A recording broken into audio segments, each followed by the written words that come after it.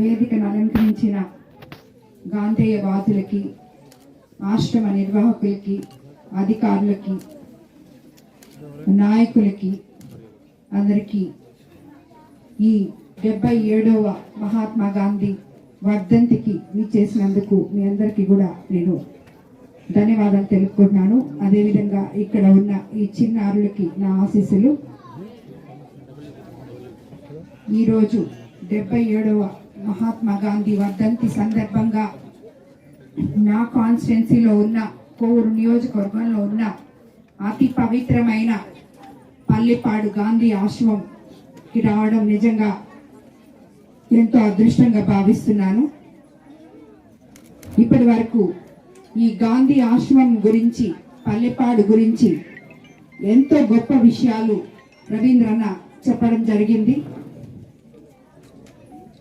ఎంతమందో స్వాతంత్ర సమర యోధులు నడయాడిన ఈ పల్లెపాడు గాంధీ ఆశ్రమం కోవూరు నియోజకవర్గంలో ఉండడం నిజంగా మనం గర్వకారణంగా అనుకోవాలి.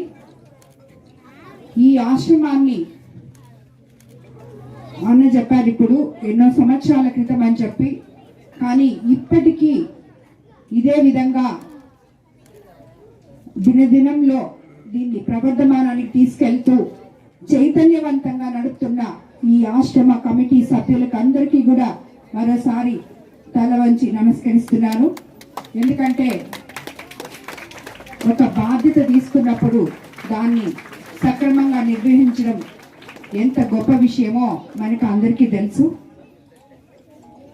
ఈ గాంధీ ఆశ్రమానికి నేను ఎమ్మెల్యే అయిన తర్వాత నాకు తెలిసి ఇది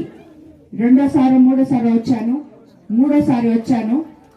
ఇలాగే ప్రతినిత్యము నేను వీళ్ళలో మమేకమై నా చేతనైన సాయం నేను కూడా ఈ ఆశ్రమానికి చేయాలనుకుంటాను. అందరికన్నా ముందుగా మన ఎంపీ గారు వేమిరెడ్డి ప్రభాకర్ రెడ్డి గారి పల్లెపాడిని ఈ ఆశ్రమాన్ని దత్తత తీసుకోవడం జరిగింది.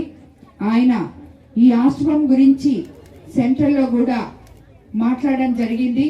దీన్ని శబర్మతి ఆశ్రమంగా తీర్చిదిద్దాలని కూడా ఎమ్మెల్యేగా నేను, ఎంపీగా వేమిరెడ్డి ప్రభాకర్ రెడ్డి గారు ఇద్దరము ప్రయత్నిస్తున్నాము.